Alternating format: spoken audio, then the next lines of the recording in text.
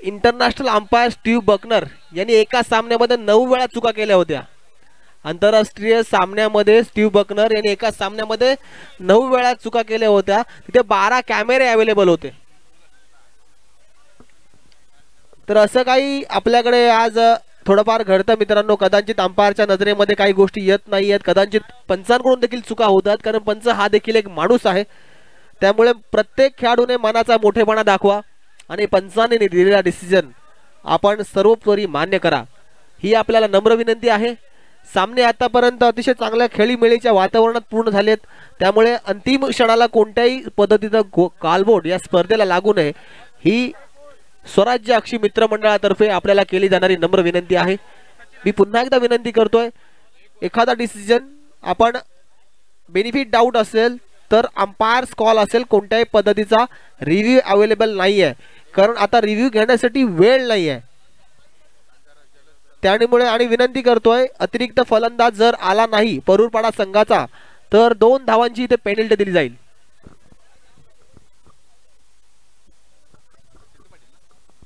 एक षटक पॉवर प्लेचा आहे.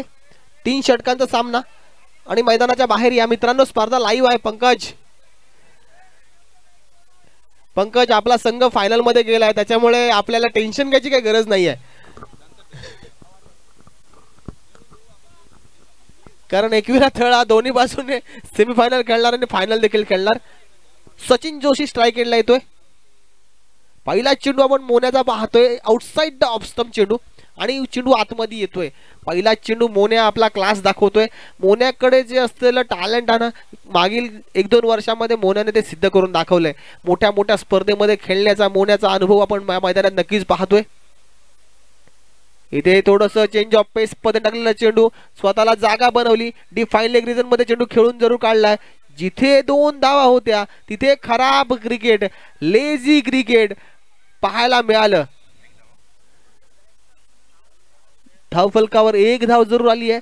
जिथे 2 किंवा 3 धावा सहज बनल्या असत्या तिथे मात्र खराब running between the wicket Sachin Joshi कडून आणि सिद्धेश पाटील कडून पाहायला मिळते. Round the wicket Akshay Patil man from Navkhar, चांगला गोलंदाज आपल्याला पाहायला मिळतोय. यावेळेस चांगला चेंडू आउटसाइड ऑफ स्टंप उडवण्याचा प्रयत्न जरूर केला होता.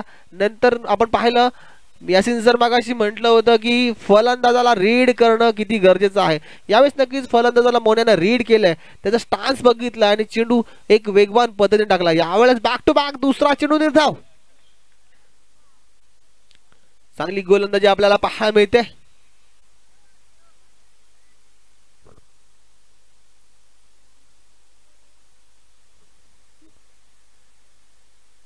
इथे मात्र पॉइंट थर्ड मॅन झोन मध्ये चेंडू आउटसाइड एज लागली आहे. चेंडू जातोय डिक्लेअर परिसरामध्ये. हे 2 धावांनी आपण पाहिलं ना तर संघाचा धावफलक वाढतोय. 3 धावा धावफलकावर. पहिलं षटक पॉवर प्लेचं आहे आणि या पॉवर प्लेच्या षटकामध्ये जास्तीत जास्त धावा येणं परूरपाडा संघासाठी तितकंच गरजेचं आहे.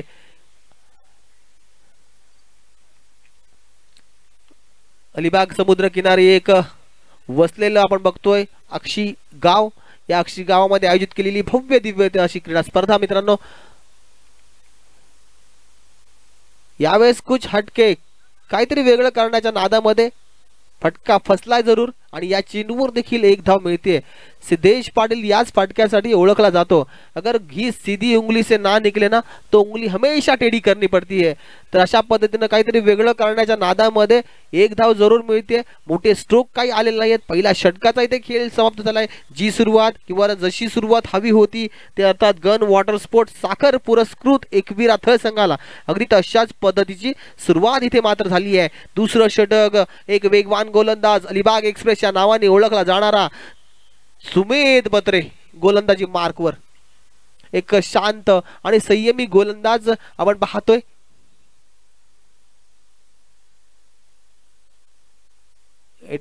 द विकेट गोलंदाजीसाठी सुरुवात करणार सुमेध बत्रे. इथे पॉइंटच्या वरून उडवलाय. चेंडू थर्ड मॅन झोन मध्ये ट्रॅव्हल होतोय. चेंडू जातोय डिक्लेअर झोन मध्ये. आणखीन 2 धावांची भर मिळते. संघाचा धावफलक 2 वाढतोय. इथे मात्र मिळालेला एकेरी दुहेरी धावा या संघाच्या धावफलक फार काही फरक पडून देणार नाही आहेत, कारण मोठे स्ट्रोक येणं गरजेचं आहे. कारण प्रतिस्पर्धी संघ तितक्याच ताकदीचा. आपण पाहिलं तर प्रतिस्पर्धी संघामध्ये अक्षय पाटील, बंटी भद्रिके, अक्षय पवार, नक्कीच पाहतोय करण धुळे, नागेश शीत, आदिल कुरेशी, एका मागोमाग एक मोहरे. आपण यश म्हात्रेला देखील विसरून चालणार नाही, कारण यश म्हात्रेने पहिल्या दिवशी जो खेळ केला होता ना, अगदी डोळ्याचं पारणं त्याने फेडलं होतं.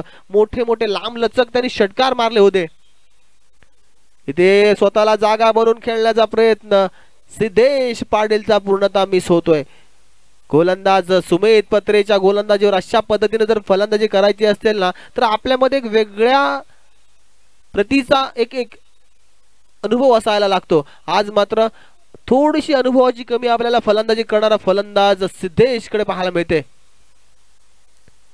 ओहो, what a fantastic piece of bowling by Sumedh पत्रे.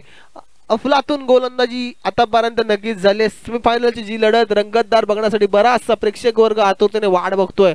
मात्र असं कुठेतरी वाटायला लागले की ही मॅच वन साइड होणार, लो स्कोरिंग मॅच होणार. कारण आपण पाहिलं ना, सुमेध पत्रे, अक्षय पाटील, आर्यन खारकर, एका मागोमाग एक चांगले गोलंदाज आपण या संघामध्ये पाहतोय. रायगड प्रीमियर लीग ज्या संघाने जिंकली होती त्या संघाचा गोलंदाज आपण सुमेध पत्रेला पाहतोय. त्या संघामध्ये आर्यन खारकर हा देखील त्या संघामध्ये पाहतोय, आणि उपविजेता झालेला संघ बंटी भद्रिके अँड कंपनी यांचा देखील आपण संघ पाहतोय. म्हणजे 3 खेळाडू असे या टीम मध्ये आहेत की रायगड प्रीमियर लीगचं विजेतेपद आणि उपविजेतेपद ज्यांनी भूषवलं होतं, असे 3 खेळाडू या टीमचा पार्ट आहेत.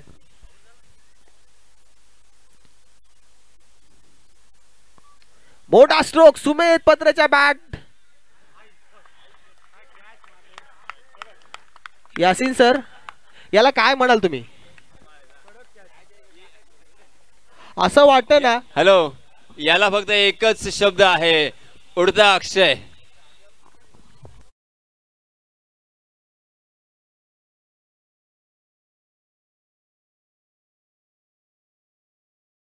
मध्ये एखादा चेंडू ठेवला असेल आणि पलीकडला चेंडू सीमा पार गेलाय आणि तो दुसरा चेंडू हातामध्ये दाखवलाय की काय? अक्षय नाही ना खिशामध्ये बॉल नाही आहे. वेल डन, खरोखर तारीफ आहे काबिल कॅच, अफलातून कॅच. काय आयकॉन खेळाडू म्हणून अक्षयची वर्णी लागते. खरोखर डोळ्याचं पारणं फेडणारा झेल अक्षयनं पकडलाय. 1 मिनिट पंच, 1 मिनिट.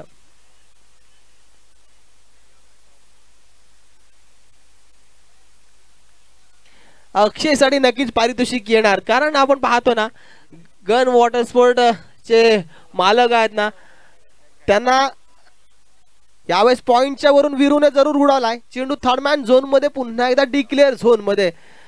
सुमेध पत्रे शोल्डरचा वापर करून चेंडू जरूर टाकतोय, मात्र हा चेंडू खराब म्हणावा लागेल, कारण आतापर्यंत त्याने चांगली गोलंदाजी केली.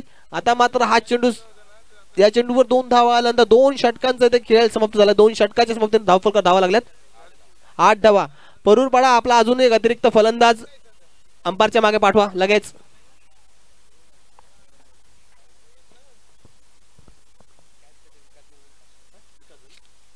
या कॅच साठी विकास गण अक्षय आपल्यासाठी 500 रुपयाचं पारितोषिक आलंय.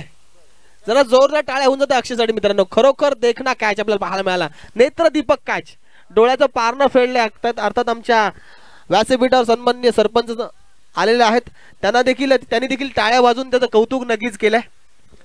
चला सामना सुरू करा, फास्ट करा. सचिन जोशी स्ट्राइक एंडला. इथे काय केलंय, इथे काहीतरी वेगळं करण्याच्या नादामध्ये आपण बघतोय चेंडू मिस झालाय. निर्धाव चेंडू जातोय.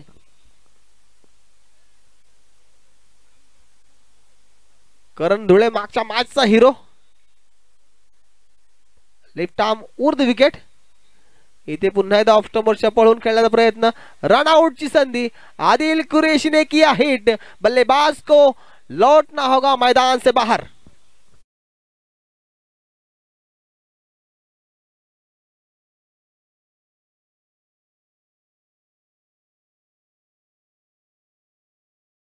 ही रहेगा.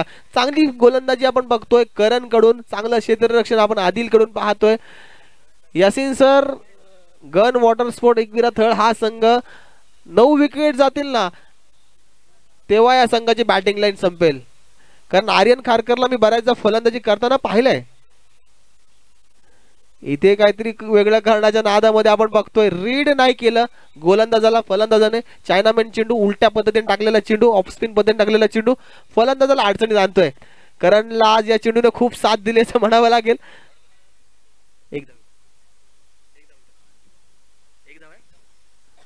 आणखीन एक निर्धाव चेंडू पाहतोय. धावफलकार धावा 9 लागल्यात आणि या स्पर्धेतला सर्वात निच्चांक या स्पर्धेच्या निमित्ताने आपल्याला पाहायला मिळेल की काय असं काहीतरी चित्र मैदानात दिसते. मोठा स्ट्रोक खेळलाय जरूर, चेंडू डीप काऊ कॉर्नर क्षेत्रामध्ये. आता मात्र अक्षयच्या डोक्यावरून चेंडू गेलाय आणि हा जर चेंडू अक्षयने अडवला असता ना तर प्रेक्षकांनी अक्षयला डोक्यावर उचललं असतं. 4 धावा जरूर आल्यात. 13 धावा धावफलकावर लागल्यात. या षटकातील शेवटचा चेंडू शिल्लक.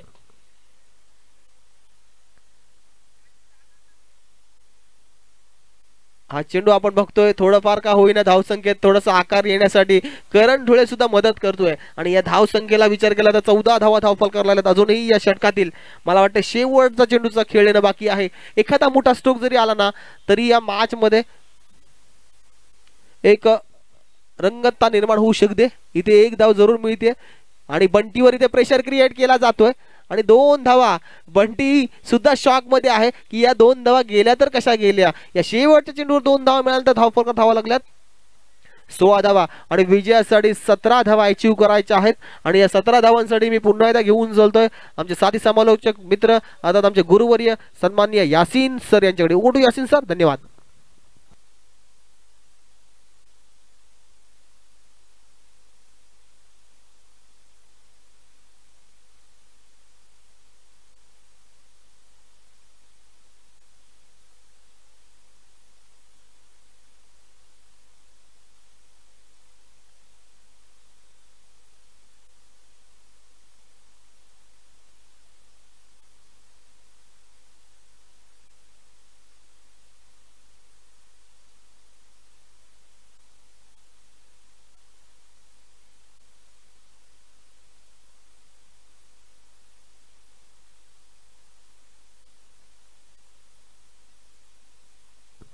धन्यवाद सुजित. गण वॉटर स्पोर्ट्स एकविरा थळ संघ मालक दुर्वेश गण आणि परूपाडा या 2 संघादरम्यान हा सामना रंगलेला आहे. जिंकण्यासाठी निर्धारित 3 षटकांच्या या सामन्यामध्ये 17 धावांची गरज. पहिलं षटक पॉवर प्लेचं षटक असेल आणि या 17 धावा कशा प्रकारे डिफेंड केल्या जातील हे आपल्याला पाहणं फार औत्सुक्याचं असेल. तर या सामन्याचं धावतो समालोचन पुन्हा एकदा आपल्या राष्ट्रीय भाषेमध्ये मी आपल्यापर्यंत पोहोचवण्याचा प्रयत्न करणार आहे. धन्यवाद. चलिए दोस्तों, सारे मेहमान और तमाम क्रिकेट के दीवानों का मैं तहे दिल से इस्तकबाल करता हूं और आप सभी को ले चलता हूं इस शानदार मैदान पर जहां पे पहला ओवर लेके आए हैं सिद्धू पाटिल. स्ट्राइकिंग एंड पर बल्लेबाज है अक्षय पाटिल अर्थात मोनिया और नॉन स्ट्राइकिंग एंड पर अक्षय पवार. 7-8 कदमों का रनअप, 30 गज का दायरा यहां पे मौजूद रहेगा. जी हां, पहली गेंद उल्टे हाथ से खेलने का प्रयास, शॉर्ट पॉइंट की दिशा में थोड़ी सी मिस फील्डिंग हमें देखने को मिली और उसका फायदा उठाया दोनों भी बल्लेबाजों ने. देखते देखते अपने छोर बदले और 1 रन यहां पे चुरा लिया है. 18 गेंदे और 17 रनों की जरूरत थी. अब 17 गेंदे और 16 रनों की जरूरत. जिंदगी की कहानी दुख और हर्ष की होती है. जिंदगी की कहानी दुख और हर्ष की होती है. कीमत जीत की नहीं संघर्ष की होती है. संघर्ष करना पड़ेगा.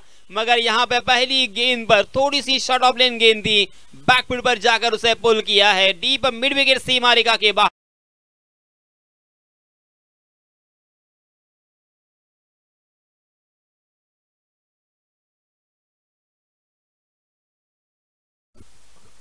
जी हां, फिर से एक बार फुल टॉस गेंद, उसे मोड़ दिया है बैकवर्ड स्क्वायर लेग की दिशा में. 1 रन तो वहां पे आसानी के साथ मिलेगा.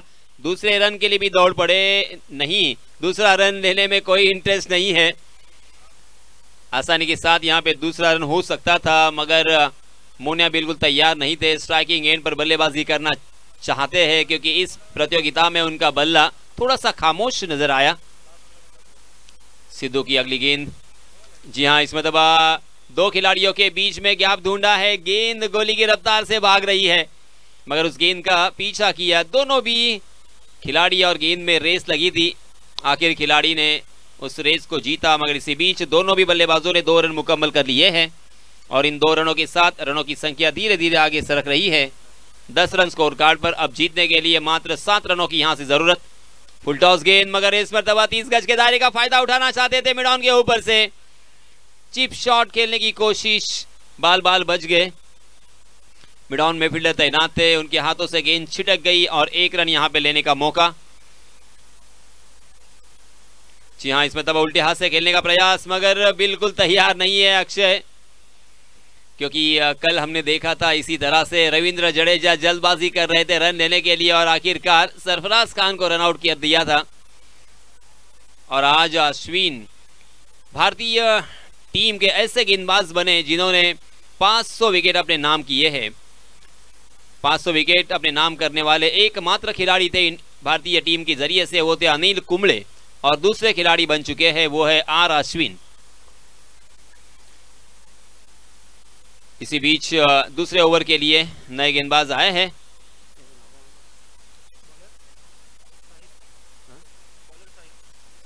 साहिल अपना निजी पहला और टीम की तरफ से दूसरा ओवर लेके आए हैं। थोड़ी देर के लिए रुके, साहिल उस टैंकर को जाने दे।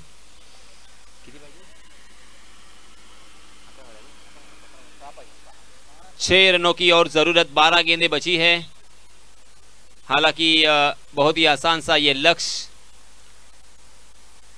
जी हाँ, बैकफुट पर जाकर पुल करने का प्रयास, मगर गेंद बल्ले के ऊपरी हिस्से पे लगी और इसी वजह से कारपेट के सहारे डीप मिड विकेट में ट्रैवल कर रही थी। 1 रन यहाँ पे मिलेगा। अब 5 रनों की जरूरत। क्या यहाँ पे बड़ा स्ट्रोक आएगा और अपने ही अंदाज में इस मैच को फिनिश करेंगे? अक्षय पवार अपनी पावर क्या दिखाएंगे? सवालिया निशान, ये लीजिए, मुझे अंदाजा पहले से आ गया था। और कमाल का ये स्ट्रोक, छोला शॉट जिसे कहा जाता है, लपेटा है उसे स्क्वायर लेग सीमा रेखा के बाहर। 6 रन।